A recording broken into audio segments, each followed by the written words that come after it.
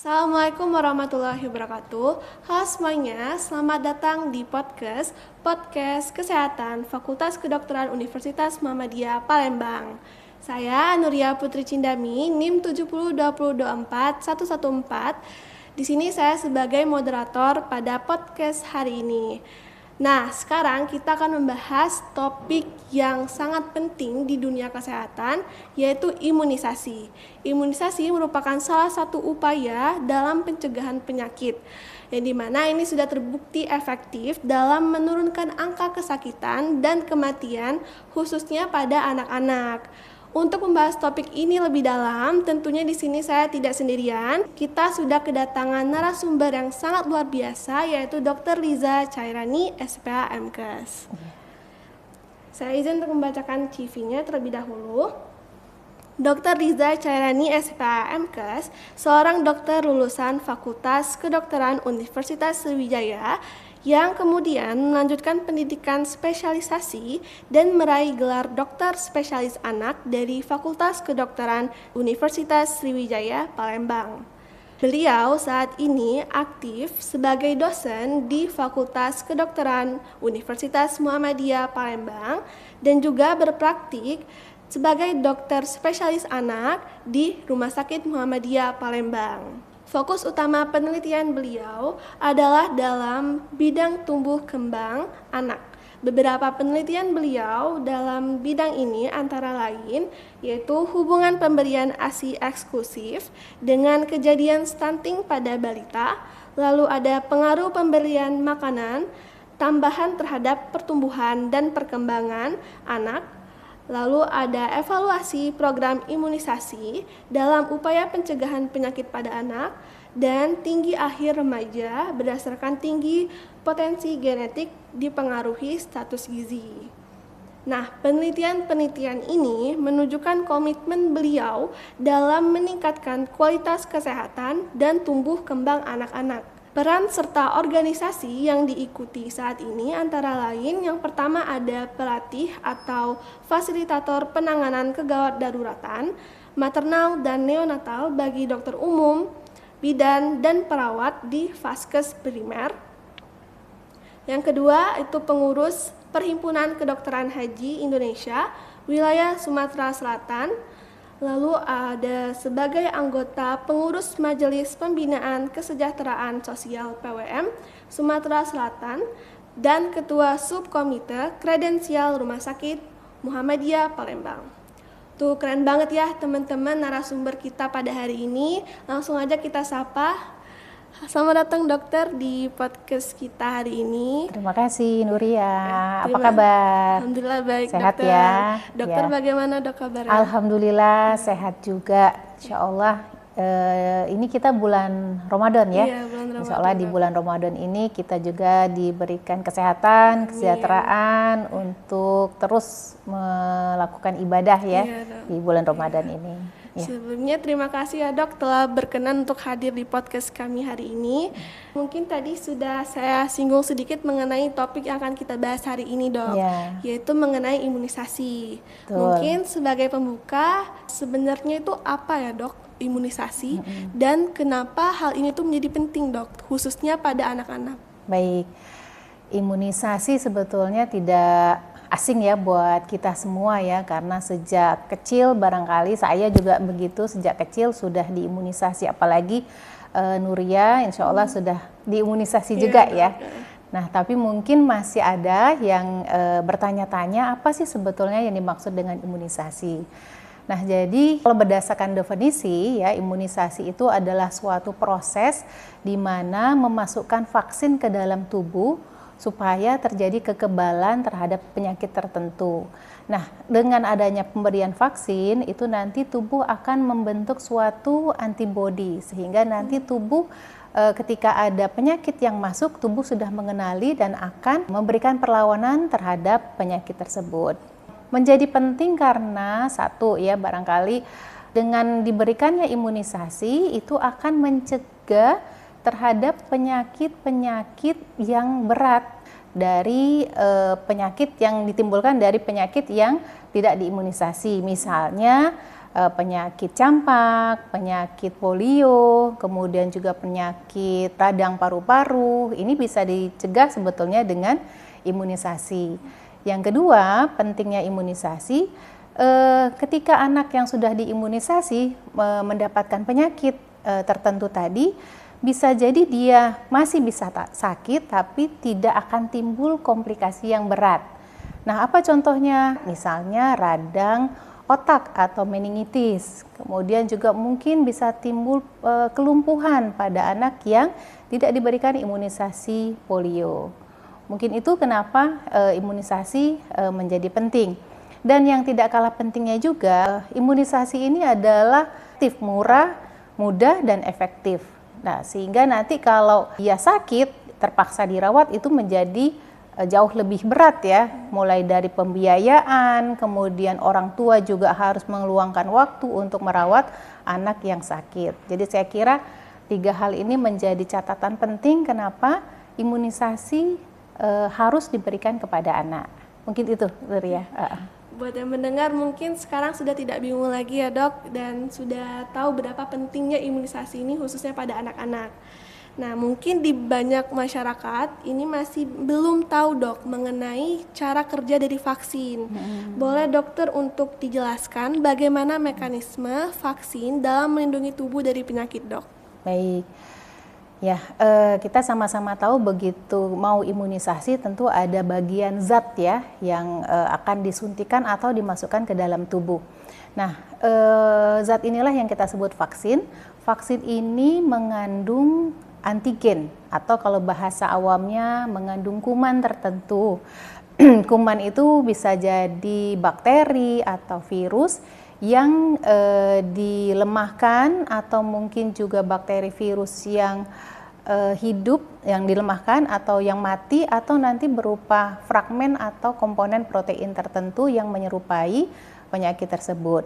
Nah, ketika vaksin tadi atau antigen tadi dimasukkan, maka tubuh akan berupaya mengaktifasi dari sel imun. Nah, itu berupa sel B memori dan sel T memori. Sehingga nanti kalau kembali lagi kalau misalnya tadi ada penyakit tersebut masuk, tubuh sudah ada memori. Jadi seperti kalau saya ilustrasikan, misal dalam keadaan menghadapi suatu perang ya kan, prajurit itu kan dilatih dulu ya kan untuk menghadapi perang.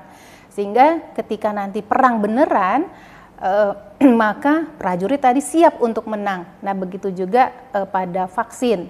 Jadi vaksin itu adalah proses belajar, nanti ketika ada kuman masuk maka tubuh sudah siap untuk melawan kuman yang masuk ke dalam tubuh. Mungkin begitu secara umumnya, Nuria. Iya. Nah, untuk saat ini banyak banget ya dok berbagai jenis imunisasi yang dianjurkan. Nah, apa aja nih dok imunisasi yang wajib untuk diberikan khususnya itu pada anak-anak dok? Ya, sekarang itu barangkali dulu ya kita tahu bahwa imunisasi itu ada yang wajib, ada yang tidak wajib. Tapi sebetulnya sekarang sudah berubah istilah, semuanya dianjurkan ya, istilah imunisasi sekarang semuanya sudah dianjurkan. Barangkali tinggal ada yang menjadi programnya pemerintah, ada juga yang belum menjadi programnya pemerintah. Nah, kalau kita bagi berdasarkan usia, imunisasi itu ada imunisasi yang diberikan di usia kurang dari 1 tahun, dan kemudian nanti ada usia yang di atas 1 tahun. Baik itu nanti imunisasi dasar maupun imunisasi lanjutan atau merupakan imunisasi booster penguat yang pertama. Nah, contohnya apa saja ini imunisasi yang diberikan sebagai imunisasi dasar, yaitu begitu bayi lahir itu sudah diberikan imunisasi hepatitis B namanya. Jadi imunisasi hepatitis B itu untuk mencegah atau membuat antibodi secara aktif ketika bayi itu ada kontak atau tertular antigen atau kuman virus dari ibu berupa antigen hepatitis B. Selanjutnya di usia 1 bulan, imunisasi berikutnya itu adalah BCG dan polio. Kemudian di usia 2 bulan, Imunisasi berikutnya adalah DPT, kemudian ada pertusis ya. DPT itu terdiri dari difteri, pertusis, tetanus, kemudian juga ada pneumokokus, ada polio, kemudian ada rotavirus ya, itu di umur usia 2 bulan, 3 bulan, dan 4 bulan. Nah, selanjutnya nanti ada imunisasi di usia 9 bulan ya. 9 bulan itu usia di mana anak sudah mulai berdiri, itu saatnya mereka diberikan imunisasi campak dan rubella gitu. Dan selanjutnya nanti usia 1 tahun diberikan lagi pneumokokus. Itu untuk imunisasi dasar. Ingat nggak kira-kira? Nah, nanti selanjutnya ada lagi nih ya, imunisasi di atas usia 1 tahun ya, yaitu imunisasi penguat atau booster. Misalnya yang diberikan di usia 1,5 tahun atau 18 bulan, itu adalah imunisasi DPT, difteri, pertusis, dan tetanus yang keempat.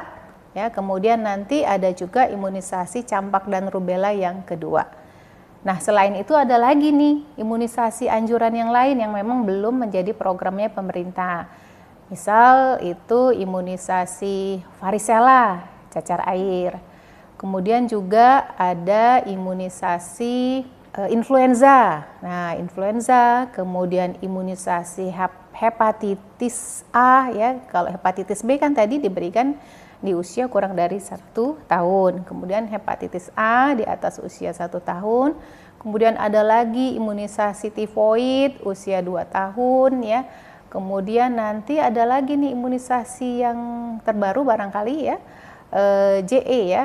Nggak baru-baru sekali ya, sebetulnya sudah lumayan lama, tapi memang untuk program pemerintah baru di daerah-daerah tertentu. Imunisasi JE adalah imunisasi Japanese encephalitis. Nah, mungkin itu ya, banyak ya sebetulnya ya. Jadi ya. Baik itu imunisasi dasar, tambahan itu sudah dianjurkan ya dok? Iya, betul. Yang membedakan itu hanya program pemerintah atau tidaknya? Iya, betul. Ya. Untuk sekarang mungkin sebagian masyarakat itu masih merasa ragu nih dok untuk melakukan imunisasi karena takut akan efek sampingnya dok. Menurut dokter, apakah imunisasi itu aman dok? Ya, imunisasi termasuk upaya tadi ya, memasukkan kuman baik itu bakteri maupun virus ke dalam tubuh yang sebetulnya sudah dilemahkan. Jadi meskipun nanti ada respon terhadap vaksin, bisa dikatakan bahwa respon yang akan timbul itu kategori ringan. Jadi kalau kita bandingkan manfaat dan mudorotnya tentu lebih banyak manfaatnya, karena tadi kemungkinan efek yang bisa timbul berupa efek samping itu masih dalam kategori ringan. Jadi insya Allah pemberian vaksin ini kita kategorikan aman. Gitu. Biasanya efek samping yang muncul setelah imunisasi itu apa dok? Dan bagaimana cara untuk mengatasinya? Ya, nah ini juga sering ya ditanya oleh orang tua ya, terutama ibu-ibu yang membawa bayinya ke rumah sakit, nanya nih, dok kira-kira nanti kalau sudah diimunisasi apa dampaknya ya? Sebagian besar imunisasi tadi aman ya, tidak banyak menimbulkan gejala. Ada efek samping yang sifatnya lokal dan ada juga efek samping yang sifatnya sistemik. Nah, contoh yang lokal itu adalah ketika ada merah atau bengkak atau nyeri di daerah tempat suntikan gitu. Nah, kemudian apa yang harus dilakukan kalau ada keluhan lokal tadi ya? Jadi bisa dikompres ya, cukup dikompres di daerah tempat suntikan. Kompresnya bisa dengan menggunakan air dingin ya, sekitar 10 atau 15 menit. Kemudian menghindari untuk diurut-urut ya, dipijat-pijat. Nah, ini kan masyarakat juga sering kali ngurut ya, ketika merasa sakit di daerah suntikan lakukan urut gitu, mengurut. Nah, ini jangan ya. Kemudian tetap melakukan aktivitas di mana lokasi penyuntikannya itu ada, misalnya di lengan kanan. tetap aja melakukan kegiatan seperti biasa gitu. Nah, kemudian tadi kalau yang efek sampingnya sistemik. Nah, sistemik itu bisa berupa demam gitu ya. Anaknya mungkin agak sedikit lesu gitu, tampak males. Nah, maka tindakan yang harus dilakukan kalau dia demam bisa diberikan obat penurun panas ya, misalnya paracetamol. Nah, dosisnya bisa nanti dikonsultasikan sebetulnya dengan dokter ya, dengan Nuria juga bisa nih ya. Nuria sudah tahu nih ya. Iya. Kemudian berikan hidrasi atau minum yang cukup gitu. Kalau bayinya masih dapat ASI, maka teruskan ASINya. Kemudian kalau sudah mulai diberikan susu formula atau susu pendamping, maka berikan juga nutrisi tambahannya gitu. Ya. Jadi untuk orang tua yang mungkin anak-anaknya itu ada efek sampingnya, jangan panik ya, Jangan karena panik. bisa diatasi. Iya, konsultasi dengan Nuria bisa. Dengan dokter bisa juga. Iya, oke. Siap. Saat ini dok, masih banyak ya beredar mitos-mitos mengenai imunisasi di masyarakat.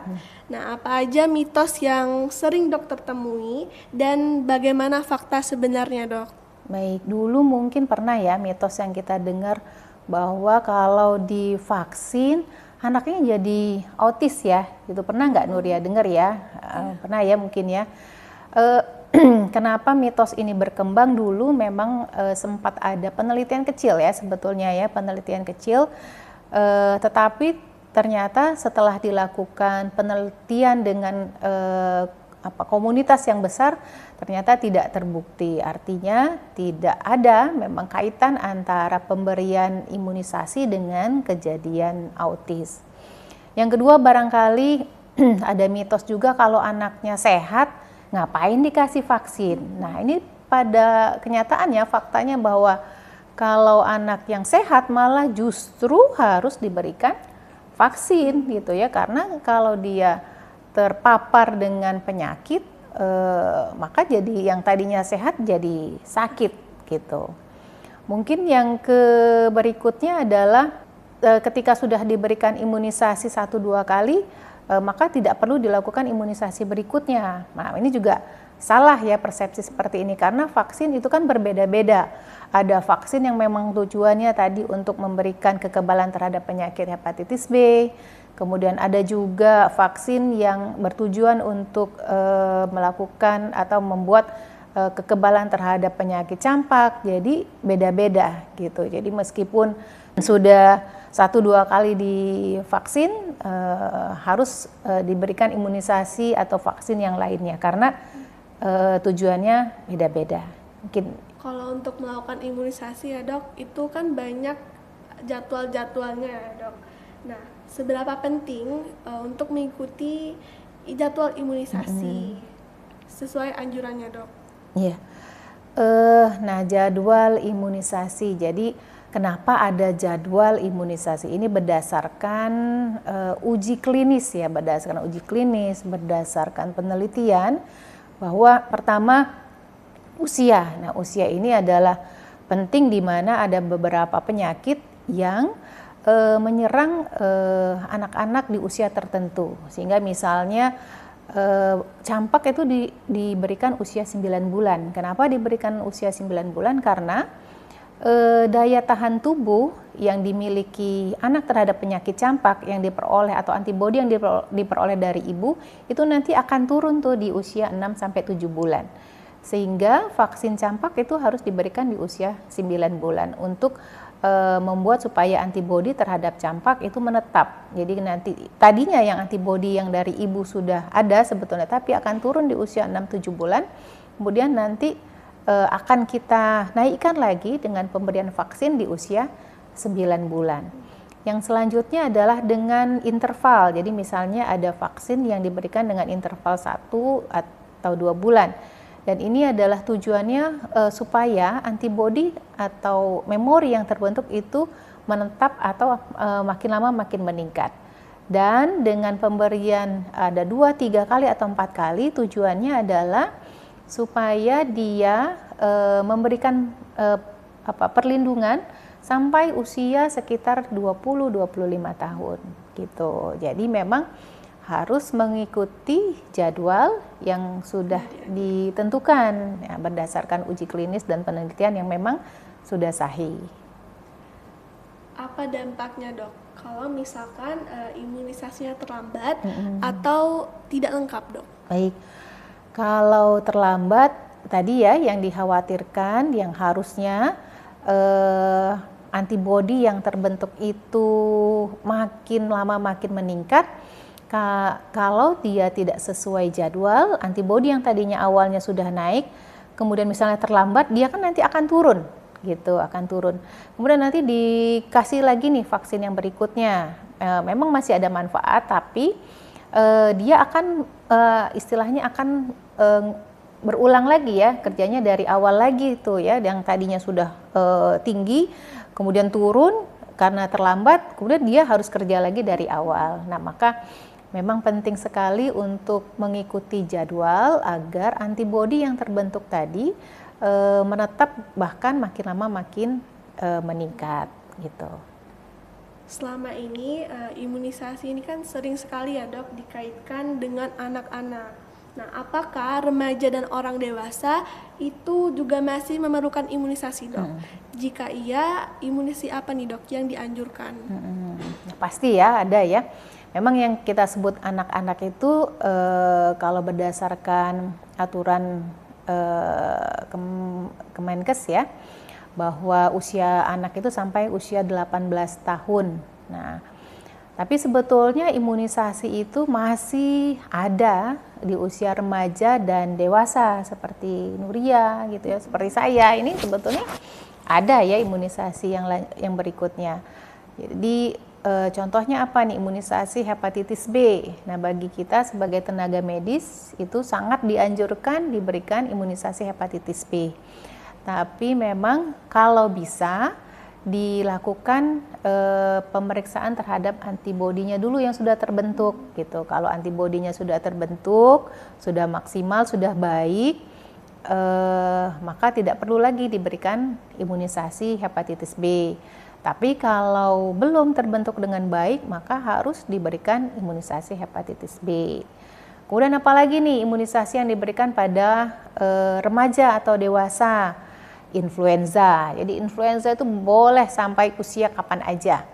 Kemudian ada lagi imunisasi HPV, ya human papillomavirus. Nah, ini untuk mencegah terjadinya kanker leher rahim pada anak-anak putri ya, pada remaja dewasa juga diberikan HPV.